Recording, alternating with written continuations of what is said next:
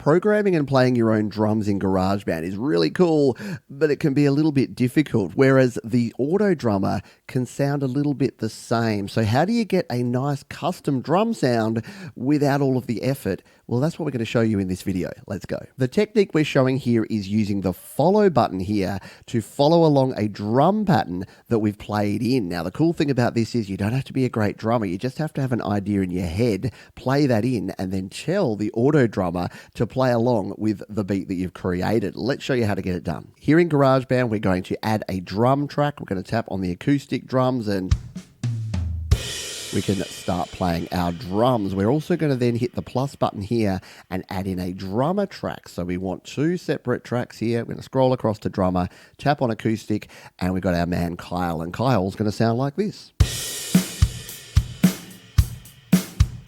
which is cool, but everyone else is using Kyle and everyone else's drums are sounding like that because a lot of folks use the auto drummer. So what we can actually do is play in our own part, get a drum part that sounds like the kind of style that we want, and then tell our drummer to follow that one. Here's how we do it. Firstly, let's hit the tracks button and go back to our tracks view. We're now going to mute out Kyle for the moment. You can come back in a minute, Kyle. We'll tap on our drums here and tap on this drum icon. This brings us into our drum section to play these. Now, the first thing I suggest you do is tap in this section here in your mixer and go to your track settings and turn off the velocity sensitivity. Now, this is optional. I just tend to find it's easy to play the drums without that velocity sensitivity on. Hit that button and we're back to here. Now we can hit the record button and play in a drum pattern that is the kind of sound we want. We're going to hit the metronome, hit record, and play in our part.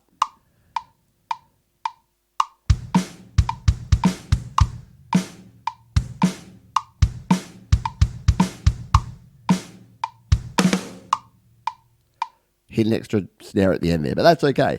It's sounding pretty cool, and that's kind of the vibe that we want here. So what I like to do here is tap this, tap it again, and loop it. So we've got that across the full 8 bars. You can go as long as your track is, it's fine. And now we're going to tell Kyle to follow that. So this is what it sounds like, the drums that we've played in. So it's a fairly unique beat, and it's quite different if we unmute Kyle to what he was playing originally.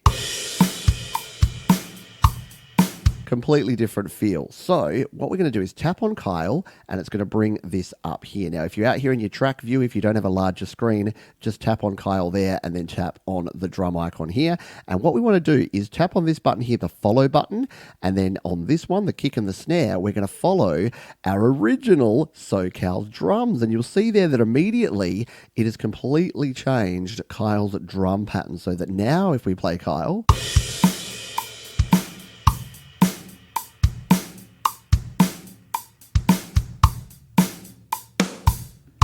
definitely a lot more in line with what we actually wanted to put in there. Now, we can change this up. There's a couple of ways to change it. If you want a more simplified version, grab your slider and make it simpler, and then you'll see that we get a much more simple drum pattern,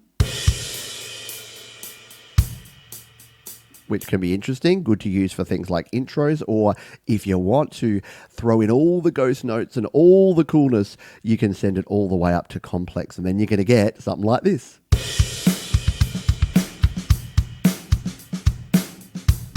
Now, I don't know about you, but it would take me literally hours to program in all of those little ghost notes and all those little changes and fills that we have in there. Speaking of fills, you can adjust your fills down here as well. You can even change the hi-hat pattern because remember, this is really about the kick and the snare. So if you wanted a different kind of hi-hat sound, we'll just make it a little less complex. You can get something cool like this.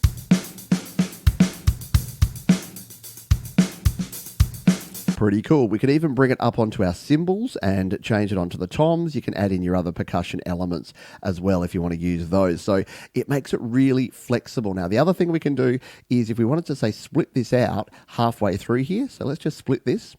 And say we wanted to delete this second half and record in a different beat, you can do that. And then what Kyle will do is we'll adapt to that. So again, if we tap this one and split Kyle down the middle here, let's just record in a different beat for the second half of this pattern. Once again, we'll tap on our drum track, we'll hit the drum button up here, and let's do something a bit different.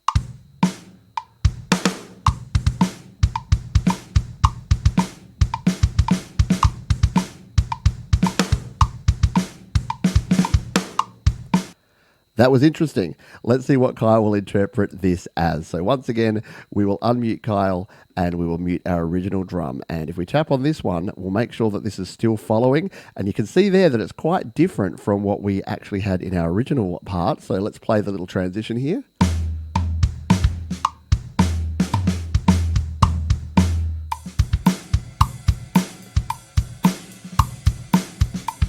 Those little rolls, those little ghost notes, those little fills, it just means that you can have an idea, you know the sort of sound you want, but you don't have to spend a lot of time with it. You get the best of both worlds, a bit of customization, but a whole lot of cool drum skills from the Auto Drummer. I hope you found this useful. You can use this in Logic Pro for iPad as well, so if you're a Logic Pro user, you can jump in and use the exact same method with your drums and your drummer follow tracks. And I'll see you next time.